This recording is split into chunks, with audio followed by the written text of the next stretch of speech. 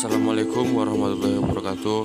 Baiklah, kami dari kelompok 2 akan menjelaskan tentang analisis laporan keuangan, di mana kelompok kami terdiri dari Kolda Fitri, Mas Rialdi, Miftahul Janah, dan Wiwi Sugiyarni. Assalamualaikum warahmatullahi wabarakatuh. Baiklah, di sini saya Wiwi Sugiyarni akan menjelaskan mengenai tujuan dari analisis laporan keuangan. Yang mana tujuan dari analisis laporan keuangan adalah untuk memperoleh informasi sehubungan dengan posisi keuangan dan hasil yang telah dicapai oleh perusahaan yang bersangkutan. Yang mana faktor utama yang penting untuk menganalisa posisi keuangan dan potensi kemajuan perusahaan dengan memperhatikan beberapa faktor. Yang pertama ada likuiditas, yang kedua ada solvabilitas, yang ketiga ada rentabilitas atau profitability, dan yang terakhir ada stabilitas usaha. Selanjutnya yaitu prosedur analisa. Agar analisa laporan keuangan mendapatkan hasil yang memuaskan, penganalisa juga harus mempunyai kemampuan atau kebijaksanaan yang cukup dalam mengambil suatu kesimpulan, dan juga harus memperhatikan dan mempertimbangkan perubahan kondisi perusahaan dan perubahan tingkat harga yang terjadi. Dalam laporan keuangan, suatu perusahaan akan berbeda dengan perusahaan lain. Perubahan tersebut disebabkan oleh yang pertama yaitu laporan disesuaikan dengan tekanan atau manajemen pengguna laporan tersebut. Yang kedua yaitu perbedaan pendapat antara mereka yang menyusun laporan. Dan yang ketiga, perbedaan pengetahuan dan pengalaman dari akuntan yang menyusun laporan. Dan yang terakhir yaitu adanya kegagalan untuk menerapkan sebutan atau klasifikasi yang terbaru yang telah diterima umum atau yang lazim digunakan. Selanjutnya, metode dan teknik analisa. Metode analisa terbagi dua. Yang pertama, garis vertikal. Garis vertikal yaitu garis dengan posisi tegak lurus terhadap permukaan bumi. Yang kedua, garis horizontal yaitu garis dengan posisi mendatar terhadap permukaan bumi.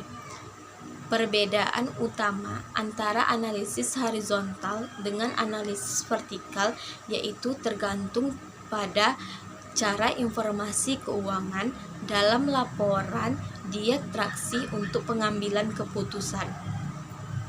Analisis horizontal membandingkan informasi keuangan dari waktu ke waktu dengan mengadopsi metode garis demi garis. Analisis vertikal itu difokuskan untuk melakukan perbandingan rasio yang dihitung untuk informasi keuangan. Kedua metode ini menggunakan laporan keuangan yang sama dan sama pentingnya untuk perusahaan berdasarkan informasi. Yang kedua, teknik analisa. Teknik analisa ada 4. Yang pertama, analisa perbandingan laporan keuangan. Yang kedua, trend atau tendensi posisi dengan kemajuan keuangan perusahaan yang dinyatakan dalam presentase. Yang ketiga, analisa rasio. Yang keempat, analisa perubahan laba kotor. Baik, selanjutnya yaitu analisa pembanding laporan keuangan. Dengan memperbandingkan neraca untuk 2 tanggal atau lebih, akan dapat diketahui perubahan-perubahan yang terjadi. Perubahan-perubahan ini penting untuk diketahui, sebab akan menunjukkan sampai seberapa jauh perkembangan keadaan keuangan perusahaan, di mana perubahan-perubahan di dalam neraca dalam suatu periode mungkin disebabkan karena laba atau rugi yang bersifat operasional maupun yang insidental. Yang kedua itu diperolehnya aktiva baru maupun adanya perubahan bentuk hutang yang satu ke bentuk hutang yang lain. Yang ketiga itu timbulnya atau lunasnya hutang maupun adanya perubahan bentuk hutang yang satu ke bentuk hutang yang lain. Laporan rugi laba yang diperbandingkan menunjukkan penghasilan, biaya, laba atau rugi neto dari hasil operasi perusahaan dalam 2 periode atau lebih. Dalam pembanding ini dapat ditunjukkan di dalam 3 bentuk, yaitu yang pertama itu ada data absolut atau jumlah-jumlah dalam rupiah. Yang kedua ada kenaikan atau penurunan dalam jumlah rupiah. Yang ketiga itu kenaikan atau penurunan dalam presentasi.